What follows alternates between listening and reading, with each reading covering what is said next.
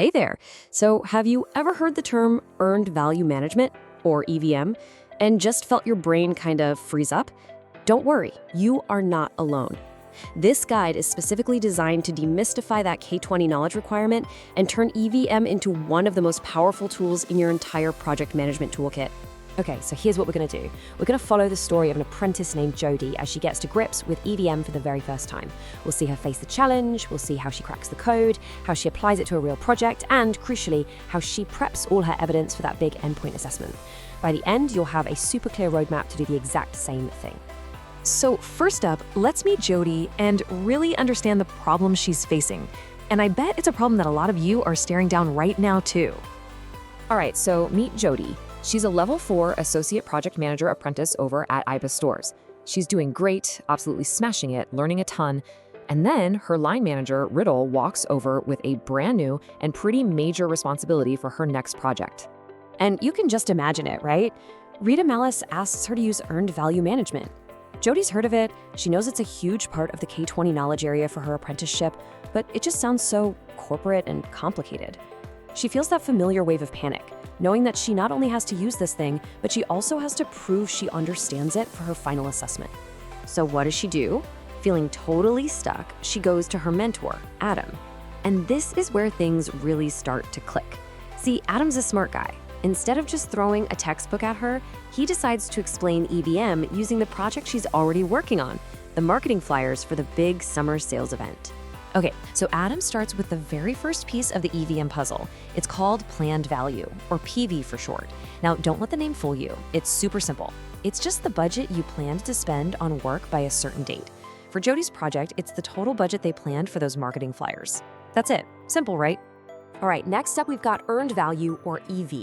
Now listen up, because this one is the real game changer. EV is all about the value of the work you've actually finished. But, and this is the important bit, it's measured against your original plan. So if Jody's team has designed half the flyers, the earned value is half of that original planned budget. It's what the work done is truly worth. And finally, the third piece of our trio, actual cost, or AC. This one's the easy one for sure. It's literally the money that has actually left your bank account. It's the invoices paid to the designer, the real cash you've spent. No mystery here, just the facts. So with those three core ideas, planned value, earned value, and actual cost firmly under her belt, Jody is ready for the fun part. I mean, this is where the magic happens, right? She's about to plug in the real numbers from her summer sales event and see what story the data is actually telling her. So first things first, Adam shows her how to ask the big question. Are we on budget? There are two cool ways to do this. First, you've got cost variance, EV minus AC. If it's negative, you're over budget. But the really powerful one is the Cost Performance Index, or CPI. That's EV divided by AC. It tells you exactly how efficient you're being. A CPI of, say, 0.8 means for every pound you're spending, you're only getting 80p worth of work done. Ouch. And you know what's cool? You can do the exact same thing for your timeline. To ask, are we on time, you've got schedule variance, which is EV minus PV. And again, the even better one is the Schedule Performance Index, or SPI. That's EV divided by PV. If it's less than 1, you're working slower than you planned. This stuff just cuts through all the noise and gives you the cold, hard facts. And this is Jody's big aha moment for real. She puts her numbers in. The plan was to have 5,000 pounds of work done, but the value of the work she's actually completed is only 4,000 pounds. And to get that work done, it's already cost her 6,000 pounds. The numbers are screaming at her. The CV is minus $2,000, the SV is minus $1,000. The project is massively over budget and way behind schedule. There's no hiding from it. Okay, so Jody gets it now. Awesome. But understanding it is only half the battle, right? For your apprenticeship, you've got to prove you understand it. This is where her coach, Olivia, steps in. She's going to show Jody exactly how to turn this real-world project work into top-quality evidence for her portfolio in AppDem. So Olivia lays out this super simple 3-step plan to create killer evidence. Step 1, your calculation reports. Just show your math. Step 2, a performance analysis. This is where you write down what the numbers actually mean. You tell the story. And step 3, forecasting reports. This is where you use that data to predict the future of the project. Now, that third step, forecasting, has a secret weapon. It's called the Estimate at Completion, or EAC. This is basically your project's crystal ball.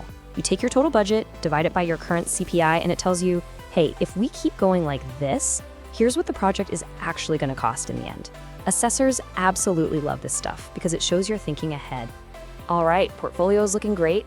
Now for the final boss, the endpoint assessment, the EPA. So Olivia starts prepping Jody, basically role-playing the exact kinds of questions an assessor is going to ask about EVM. Okay, your turn. Imagine you're in the hot seat. The assessor leans in and asks, your project's CPI is 0.8. What does this mean, and what is your first action? What do you say? And boom, here's Jody's perfect answer. See what she did there? First, she defines it in simple terms. For every pound spent, we only get 80p of value. Second, she states the impact. The project is over budget. And third, she gives a clear, logical next step. Investigate why. It shows knowledge and practical thinking. Okay, ready for round 2? This time, the assessor throws you a different one, a good number. Your Schedule Performance Index, or SPI, is 1.2. Explain what this indicates. And again, she nails it. This is a fantastic answer because it's so clear and confident. She shows she understands not just what the number is, but what it means. We're working at 120% of our plan. The bottom line, we are ahead of schedule. Perfect. So let's bring it all home. What are the big takeaways from Jody's journey? First, EVM isn't some scary monster. It's a tool that turns vague feelings about a project into cold, hard facts. It's all built on that trio: planned value, earned value, and actual cost. Remember to create those 3 types of evidence for your portfolio.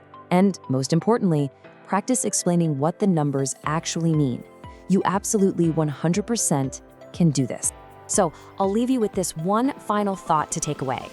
At the end of the day, earned value management isn't just about formulas on a spreadsheet. It's about a storyteller who uses data to report on the past so you can write a better, more successful future for your project. So how are you going to tell your story?